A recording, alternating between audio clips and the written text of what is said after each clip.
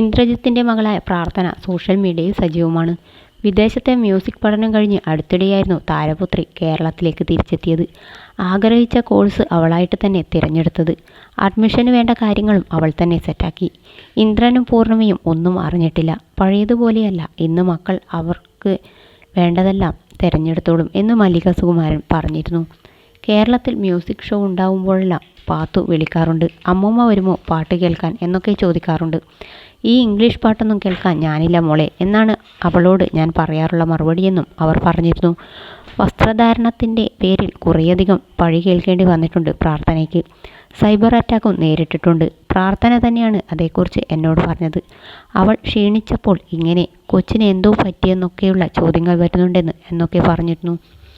ഇപ്പോഴത്തെ കുഞ്ഞുങ്ങളെന്ന് പറഞ്ഞാൽ വെയിറ്റ് നോക്കുമ്പോൾ 1 കിലോ കൂടിയാൽ അവർ ജിമ്മിൽ പോകും. വയസ്സ് 14 15 എന്നൊന്നും അവർ നോക്കത്തില്ല. ഇപ്പോഴേ നോക്കണം. അങ്ങനെ പോവാത്തതിൻ്റെ കുഴപ്പമാണ് ചേച്ചിക്ക് എന്ന് ഒരു വിഭാഗം പറയും. അവർ പോയി വെയിറ്റ് കുറയ്ക്കുന്നു. അതിനൊപ്പം പഠിത്തമുണ്ട്.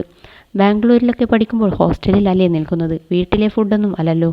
അപ്പോൾ ക്ഷീണമൊന്നും കാണില്ലേ എന്നൊക്കെ ഞാൻ ചോദിക്കാറുണ്ട്. ക്ഷീണമൊന്നുമില്ല അമ്മൂമ്മേ, ഞാൻ ജിമ്മിലൊക്കെ പോകുന്നുണ്ട് എന്നാണ് അവളുടെ മറുപടി. മെയിൻ സ്ട്രീം 1 ലൈറ്റിന് നൽകിയ അഭിമുഖത്തിലായിരുന്നു മല്ലിക സുകുമാരൻ്റെ മറുപടി. അവൾ എന്നും പാടുന്നുണ്ട്, പിയാനോ വായിക്കുന്നുണ്ട്, പഠിക്കുന്നുണ്ട്, അങ്ങനെ സകല കാര്യങ്ങളും ചെയ്യുന്നുണ്ട്. അവൾക്ക് ഇങ്ങനത്തെ പറച്ചിലുകളൊന്നും ഏശാറില്ല. അവർ പറഞ്ഞോട്ടെ എന്നാണ് അവളുടെ മറുപടി. അവളോട് ഒരാൾക്കും വ്യക്തിവിരോധമുണ്ടെന്നും ഉണ്ടാവില്ല. ഇന്ദ്രനെയും പൂർണിമയെയും ചൊറിയാനായിരിക്കും ഇങ്ങനെ പറയുന്നത്. കമൻറ്റുകളൊന്നും നമ്മളാരും നോക്കാറില്ല. ജോലി കഴിഞ്ഞ് വന്നാൽ കുളിച്ച് ഭക്ഷണം കഴിച്ച് കിടക്കും. അതിനിടയിൽ കമൻറ്റുകളൊന്നും ആരും നോക്കാറില്ല. മോൾ തന്നെയാണ് പോപ്പ് മ്യൂസിക്കിൽ താല്പര്യം കാണിച്ചത്. പിയാനോയും ഗിറ്റാറും അസലായി വായിക്കും. തന്നെ പിയാനോ വായിച്ച് പാടും, പാട്ട് കമ്പോസ് ചെയ്യും. 1 വർഷം ലണ്ടനിൽ പഠിച്ച് പിന്നെ എനിക്ക് അമേരിക്കയിലേക്ക് പോകണമെന്നൊക്കെ പറഞ്ഞിരുന്നു. അവൾ തന്നെയാണ് എല്ലാ പ്ലാനും പറയുന്നത്. ഇപ്പോഴത്തെ കുട്ടികൾക്ക് ഒന്നും പറഞ്ഞു കൊടുക്കേണ്ട കാര്യമില്ല. നമ്മളൊക്കെ എൻജിനീയറിംഗ് അല്ലെങ്കിൽ ഡോക്ടർ, കണക്കും ഫിസിക്സും ഇക്വേഷൻസുമൊക്കെ നമ്മൾ കുത്തിയിരുന്ന് പഠിച്ചു.